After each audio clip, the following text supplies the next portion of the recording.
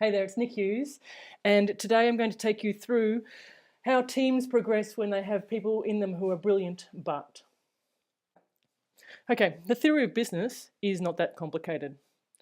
We come to business with a basic strategy, and we apply to that skills of various individuals. Where the two overlap, there's a potential for profit. One of the keywords there actually being potential for profit, because it's the theory. But we all know teams who have a very similar strategy and a number of individuals with very similar technical skills, and yet one team does really well and the other team suffers. Now the difference is the mindset of the individuals in the team. So a limited mindset means a limited access to the potential profit. But when we can expand the thinking of the leaders and the most key members of the team, then we can expand the potential to access more of that profit. At Inspire Tribe, we specialise in expanding the thinking of intelligent, logical individuals. So if we focus on expanding the mindset of individuals, then we need to work out how do you know if your team members' mindsets are actually limited and then they can go further. And to do that, we look at the mindset evolution scale. The lowest level of thinking on the mindset evolution scale is dogmatic. Now, I will note that every level of thinking on this scale is important. It's the ability of an individual to be able to access all the different modes of thinking. So a dogmatic individual is someone who believes that my way is the best way. And we can often find this with highly intelligent, logical individuals. They're very good at a particular thing. That's because they've got the right thinking at the right time with the right people around them in the right environment. And when that's the case, their thinking is very focused and it literally allows them to see a path and to take that path very quickly and very efficiently. The challenge is for dogmatic people when things or environments change a little bit, and this can happen either in the course of work where the actual whole technology shifts to what they learnt when they were younger and therefore their mindset is a little bit rigid and fixed, or more importantly it can happen when in an environment different human factors come in, and human factors are nowhere near as predictable as the work that they do. Now, dogmatic clients, when they're intelligent and logical, are one of our favourite clients, because when you can shift their thinking and to show them how to apply their intelligence to being more flexible, then they can be extraordinarily effective. The next level of thinking is the diligent thinking.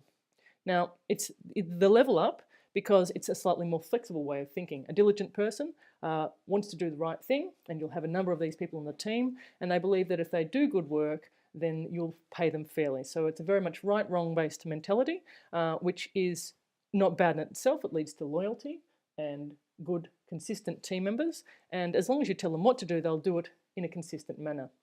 The negative of this mindset can be when people come up to a problem, they don't want to do anything that's going to be the wrong thing to do. And when that happens, what they do is they stop and they wait for someone else to assist them.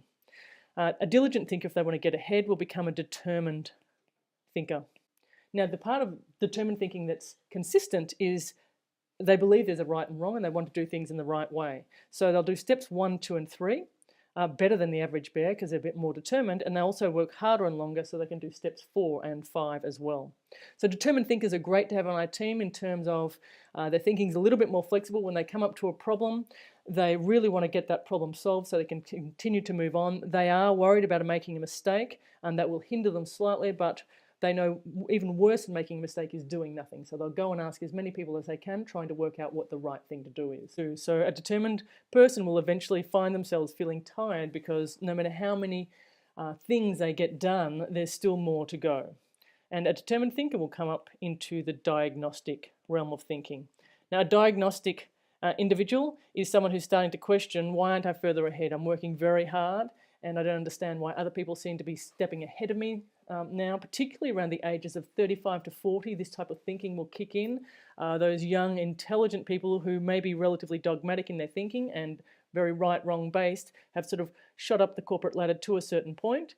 But as the environment changes, and these days it's changing very quickly, their thinking and their ability to navigate the ambiguity of the future doesn't keep up with the pace of change. So they end up sitting there going, well, I don't understand why I'm not getting further ahead. I've done all the right things. They look back, they can't see what they've done wrong. And the reality is they have done nothing wrong. Hence their backwards sort of diagnostic thinking doesn't lead to any solutions. They know when they want to shift their thinking, be a better person and a more flexible and more easygoing person. They understand logically that some of their behaviours aren't great, but they can't actually see how to change. So what will happen with these individuals is either they will look at their environment and go, maybe I need to do something different, and they'll go away, they'll get a bit of perspective, maybe a new team, a different job, or a holiday, and they'll check their thinking to see what is it that I need to do differently next year, and they'll look to tweak it. The challenge is when they work out what to do differently next year, they come into that next year with the same thinking and the same dogmatic or diligent thinking, and they sort of go on this cycle of being diligent, determined, and then realizing that it's not working and they don't understand why. Now, as a manager of these individuals, a person in this cycle will start to get more and more frustrated within themselves. You may not necessarily see the results of that other than someone who feels a little bit more rigid and a little bit more antagonistic in the way that they're behaving. The key is to be able to take these people above the line. And if you'd like to find out more about how to do that and what thinking levels are above the line and how it can be done and people can be taken above the line, then please download the white paper just below and give us a call if you'd like to know more.